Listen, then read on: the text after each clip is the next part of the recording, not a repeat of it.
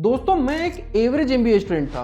MBA के बाद मैंने सेमी गवर्नमेंट कंपनी में टीम लीडर की जॉब 1 साल तक करने के बाद नगर निगम की सरकारी नौकरी ज्वाइन कर ली और जिसके बाद मेरी जिंदगी में एक ड्रास्टिक चेंज आया। बड़े बड़े ऑफिशियल्स के साथ उठना बैठना होने लगा और फिर संगत चेंज होने से मेरा माइंडसेट भी चेंज हो गया और अगले 15 महीने बाद ही मैंने वो सरकारी नौकरी छोड़ के अपना खुद का बिजनेस शुरू किया और जिसे आज सक्सेसफुली चलते हुए 6 साल हो चुके हैं। तो मैं आपको अपने एक्सपीरियंस से कुछ ऐसी बातें बताऊंगा जो आपको कहीं भी किताबों में नहीं मिलेंगी। मैं आपको बताऊंगा कुछ ऐसी गलतियां जो आप अपनी टीनेज में करते हो जिसकी वजह से आप मिडिल क्लास में फंसे हुए रह जाते हो और कभी अमीर नहीं बन पाते। वीडियो देखने के बाद कमेंट करके ये बताना जरूर कि ये सही है या नहीं है और आपने इसको सुधारने के लिए कुछ सोचा भी है या नहीं। तो चलिए वीडियो को शुरू करते हैं। दोस्तों दुनिया भर के जितने भी फाइनेंशियल एडवाइजर हैं वो सबको एक ही ज्ञान देते रहते हैं कि अगर आपको कंपाउंडिंग का फायदा लेना है तो अभी से इन्वेस्टमेंट शुरू करो, नहीं तो बहुत देर हो जाएगी।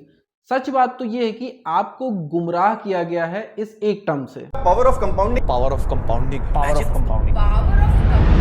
अगर आप स्टूडेंट हो, फ्रेशर हो या फिर नई नई नौकरी लगी है आपकी, तो आपको अभी लॉन्ग टर्म इन्वेस्टमेंट बिल्कुल भी नहीं करनी है। मैंने हमेशा ये देखा है कि जब 22-23 साल की उम्र में किसी की जॉब लगती है तो सबसे पहले उसे सारे लोग मिलके एक ही एडवाइस देते हैं कि तुम इन्वेस्टमेंट शुरू कर दो, भले ही वह छोटी ही क्यों ना हो। ये बात बिल्कुल सही है कि जितनी जल्दी इन्वेस्टमेंट शुरू करेंगे लॉन्ग टर्म में कंपाउंडिंग की वजह से रिटर्न भी उतना ज्यादा मिलेगा, लेकिन ये फायदा उनको ज्यादा मिलता है जो एक बड़ा अमाउंट हर महीने इन्वेस्ट कर पा रहे हैं। जो कम अमाउंट इन्वेस्ट कर पा रहे हैं उनको इसका फायदा ज्यादा नहीं मिलेगा। चलिए मान लेते हैं कि आपकी 25,000 रुपए की नौकरी लगी है और आपकी एज है 22 साल। अब अगर आप अपनी सैलरी में से 10 से 15,000 रुपए हर महीने इन्वेस्ट कर पा रहे हैं तब तो आपको कंपाउंडिंग का फायदा समझ में आएगा, नहीं तो समझ में नहीं आएगा। किसी भी बड़े शहर में 20-25,000 रुपए में आदमी का रूम रेंट, खाना पीना, ऑफिस आना जाना, कपड़े वगैरह लेकर ही सारे पैसे खत्म हो जाते हैं और अगर आप बचा भी पाएंगे तो बमुश्किल 1 से 2,000 रुपए बचा पाएंगे।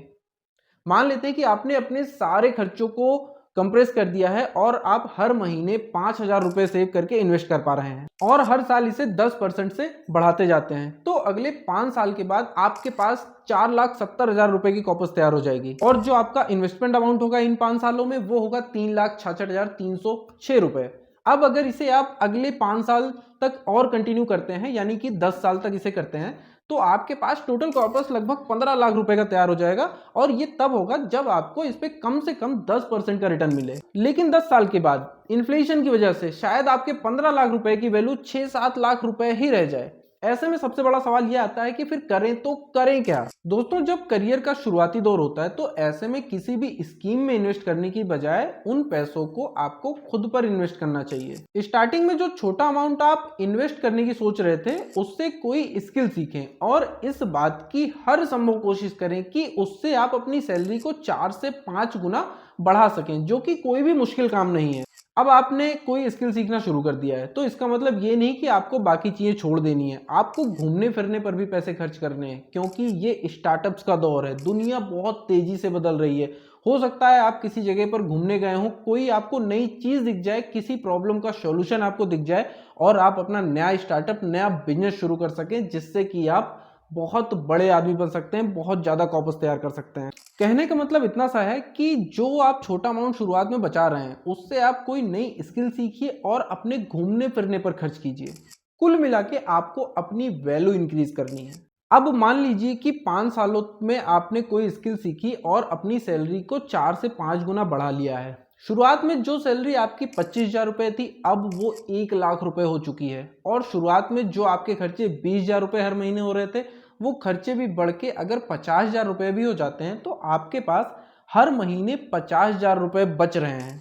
ऐसे में अगर अगले 5 साल तक आप 50,000 रुपए हर महीने जमा करते हैं और इसे हर साल 10% से बढ़ाते जाते हैं तो अगले 5 साल के बाद आपके पास 1.5 करोड़ रुपए का कॉर्पस तैयार हो जाएगा। अब इसे अपने करियर के स्टार्टिंग टाइम से कंपेयर कीजिए। जब आप सिर्फ 5,000 रुपए सेव करके इन्वेस्ट कर रहे थे तब 10 सालों में आपके पास सिर्फ 15 लाख का कॉर्पस तैयार हो रहा था, लेकिन जब आपने उन पैसों को 5 साल तक खुद के ऊपर खर्च किया और अपनी वैल्यू बढ़ा ली तो अगले 5 सालों के इन्वेस्टमेंट में ही आपने 1.5 करोड़ का कॉर्पस तैयार कर लिया। तो दोस्तों करियर के शुरुआती दौर में खुद की वैल्यू बढ़ाने पे, कोई नई स्किल सीखने पे पैसों को इन्वेस्ट कीजिए। उसके बाद जब आप एक बड़ा अमाउंट इन्वेस्ट कर सकें तब इन्वेस्टमेंट शुरू कीजिए, जिससे आप कम समय में ज्यादा पैसे इन्वेस्ट कर सकेंगे। दोस्तों, अगर वीडियो अच्छी लगी हो तो वीडियो को एक लाइक जरूर से कर दीजिएगा, और अच्छी नहीं लगी हो तो डिसलाइक भी जरूर कर दीजिएगा, जिससे मुझे पता चल सके कि कौन से टॉपिक वीडियोस बनानी है या नहीं बनानी है। फिर मिलते हैं नए वीडियो में, तब तक के लिए जय हिंद, जय भारत।